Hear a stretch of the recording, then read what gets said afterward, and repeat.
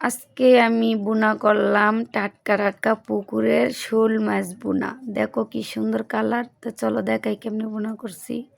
প্রথমে আমি তেলটা গরম করে নিছি, আর পেস্টটা একটু লড়াচড়া দিয়ে ভাজা ভাজা করে এখানে কাঁচামরিচ বাটা, হলুদের গুঁড়া, ধনিয়ার গুঁড়া, লবণ একসাথে করে নিয়ে আমি একটু নাড়াচাড়া দিয়ে নিলাম। পানি অ্যাড করে দিব, দিয়া আমি এটার মধ্যে দিয়ে দিব টমেটো কুচি, দিয়ে একটু ঢাকা দিয়ে দিব।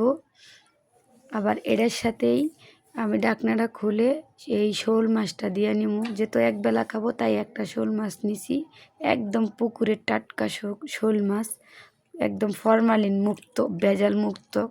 খালি খালি জোর বাড়বো আর শক্তি রক্ত খালি বাড়বো। দেখো তুলে নিলাম। এখন এই যে বিলাতি ধনিয়া পাতা আমার হাতে লাগানো গাছের থেকে তুলে এনে একটু নাড়াচাড়া দিয়ে এখন ঢাইকা দিলাম। সেই সুন্দর কালার আসবে মাশাল্লাহ। দেখো কি সুন্দর কালার আসছে, তাই না?